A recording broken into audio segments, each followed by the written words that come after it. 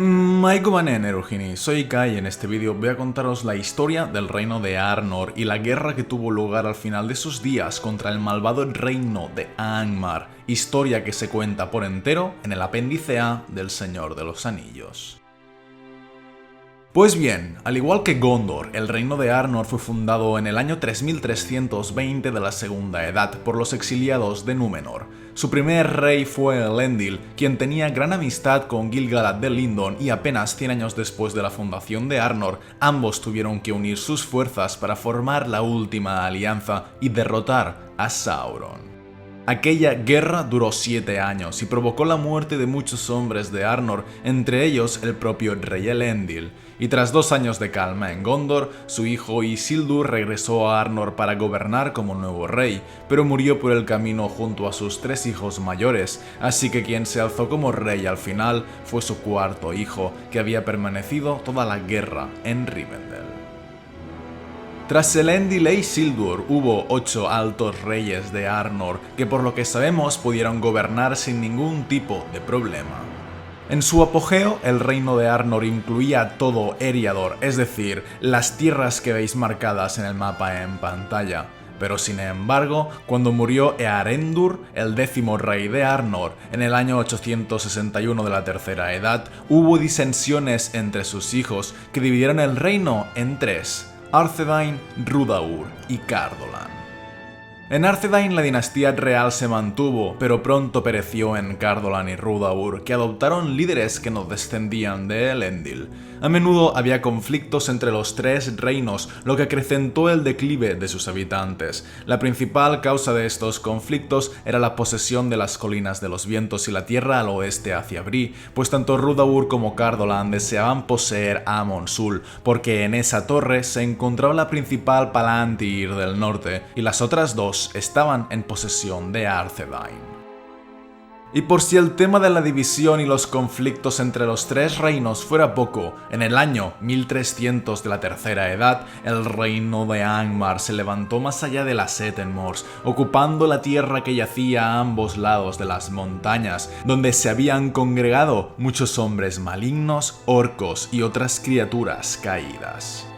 El señor de esa tierra era conocido como el Rey Brujo, pero no fue hasta mucho después que se supo que en verdad era el jefe de los Nazgûl, quien había ido al norte con el propósito de destruir a los Dúnedain de Arnor, viendo esperanza en su división. Pocos años después de la fundación de Angmar, Argeleb, rey de Arthedain, reclamó el señorío de todo Arnor, dado que no quedaban descendientes de Isildur en los otros 2 reinos, pero su llamada fue rechazada por Rhudaur, donde los Dúnedain eran escasos y un caudillo de los hombres de las colinas, que en secreto estaba aliado con Angmar, se había alzado en poder. Así pues, el rey Argeleb fortificó las colinas de los vientos, pero murió en batalla contra Rhudaur y Angmar.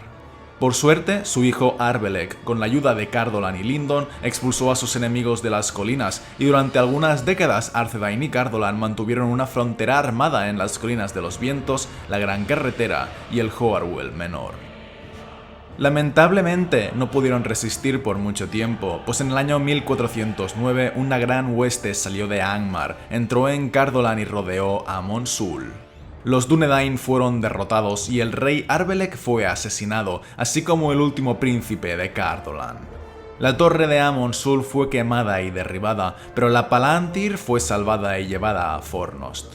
Rhudaur fue del todo ocupada por hombres malignos sometidos a Angmar, y los Dúnedain que quedaban allí fueron asesinados o huyeron al oeste. El rey Arafor, hijo de Arbelek, joven pero valiente, consiguió repeler al enemigo con la ayuda de Círdan y defendió Fornost, mientras que Cardolan fue devastada, pero los que sobrevivieron resistieron en Tirn Gorthad o se refugiaron en el Bosque Viejo. Gracias a los elfos de Lindon y Rivendell, durante los 500 años que siguieron, Angmar fue subyugada. Es posible que siguiera habiendo escaramuzas de vez en cuando, pero no hubo ninguna batalla a gran escala. Durante esos 5 siglos, el mayor problema de Arnor llegó con la Gran Plaga de 1636, que si bien apenas afectó en Arthedain, en Cardolan acabó con casi todos los supervivientes. Con eso, el reino llegó a su fin, y espíritus malignos de Angmar y Rudaur entraron en los montículos desiertos para residir allí. Así pues, del antaño glorioso reino de Arnor, ahora solo permanecía en pie un tercio, que era Arthedain. Los años fueron pasando, hasta que en el siglo XIX nació el hijo de Arafant. El día de su nacimiento, Malbeth el Vidente le dio el nombre de Arvedui, que significa último rey, prediciendo que ese sería el último rey de Arthedain. Aunque Malbeth también avisó que una elección se presentaría a los Dúnedain, y si escogían aquello que parecía menos esperanzador, entonces el nombre de Arvedui cambiaría y se convertiría en rey de un gran reino. Pero si no escogían así, mucho sufrimiento y muchas vidas de hombres deberían pasar hasta que los Dúnedain se levantaran y se unieran de nuevo. Y poco después de eso, en el año 1940, el rey Arafant y el rey Ondoher de Gondor retomaron el contacto después de un largo silencio y distanciamiento entre ambos reinos. Para forjar una alianza, Arvedui se casó con Firiel, hija de Ondoher, pero de pronto Angmar renovó su ataque sobre Arthedain justo al mismo tiempo que los Áurigas del Este atacaban Gondor. En Gondor murieron el rey Ondoher y sus dos hijos, así que Arvedui reclamó la corona de Gondor como descendiente de Isildur y marido de Firiel, hija de Ondoher, pero la llamada fue rechazada por Gondor, quien le dio la corona a Eärnil, el general victorioso contra los Áurigas, y con ello se perdió la oportunidad de unificar a los Dúnedain, tal y como Malbeth había predicho. Eärnil de Gondor juró que ayudaría a Arthedain siempre que pudiera, pero tardó mucho en cumplir su palabra, y el rey Arafant continuó luchando contra los asaltos de Angmar, y Arvedui le sucedió de la misma manera, hasta que al fin avisaron de que el rey brujo preparaba el último golpe contra el reino. Como respuesta, Eärnil envió a su hijo Eärnur con una flota, tan rápido y con tantos hombres como pudo, pero fue demasiado tarde. Antes de que alcanzaran los puertos de Lindon, el rey brujo había conquistado Arthedain.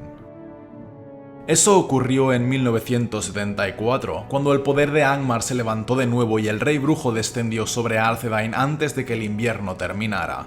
Capturó Fornost y expulsó a la mayoría de los Dúnedain supervivientes hacia el Lun, entre quienes estaban los hijos del rey Arvedui.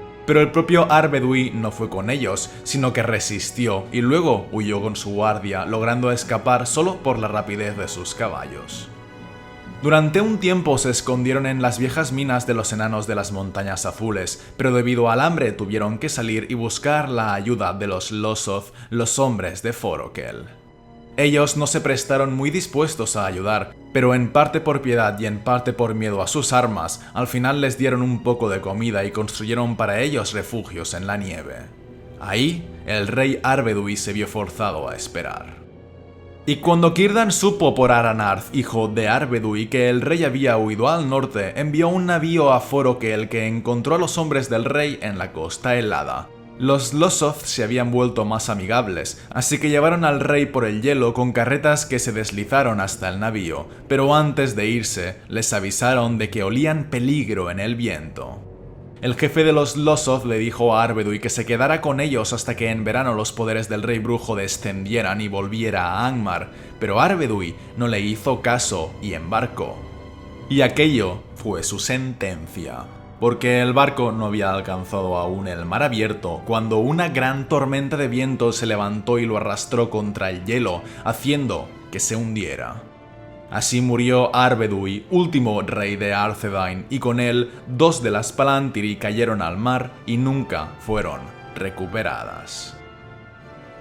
Su hijo Aranarth y los pocos supervivientes de Arthedain se encontraban todos en Lindon, justo cuando entonces llegó Eärnur con la flota de Gondor. Tantos barcos habían traído que apenas cupieron todos en Harlon, Forlon y Mithlon, y de ellos descendió un ejército de poder, con munición y provisiones para una guerra de grandes reyes. O al menos eso es lo que les pareció a la gente del norte, aunque aquella no era sino una pequeña fuerza de todo el poderío de Gondor. Más que todo lo demás, los caballos fueron bendecidos, porque muchos de ellos venían de los valles de Anduin, y con ellos había jinetes altos y hermosos y orgullosos príncipes de Rhovanion.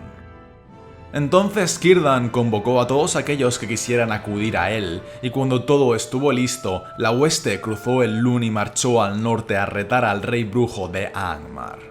Él permanecía en Fornost, que había llenado con criaturas malignas, usurpando la casa y el gobierno de los reyes, y en su orgullo no aguardó la llegada de sus enemigos en la fortaleza, sino que salió a enfrentarlos a campo abierto, pensando en rechazarlos hacia el Lun, como había hecho anteriormente. Pero la hueste del oeste cayó sobre él desde las colinas de Evendim y hubo una gran batalla en la llanura. Las fuerzas de Angmar estaban ya retirándose hacia Fornost cuando el cuerpo principal de la caballería que había rodeado las colinas descendió desde el norte y los dispersó en una gran derrota. Entonces el rey brujo, con todo lo que pudo reunir de la ruina, huyó al norte, buscando su propia tierra de Angmar, pero antes de alcanzar la capital, Carn Dûm, la caballería de Gondor le atrapó, con Eärnur galopando a la cabeza.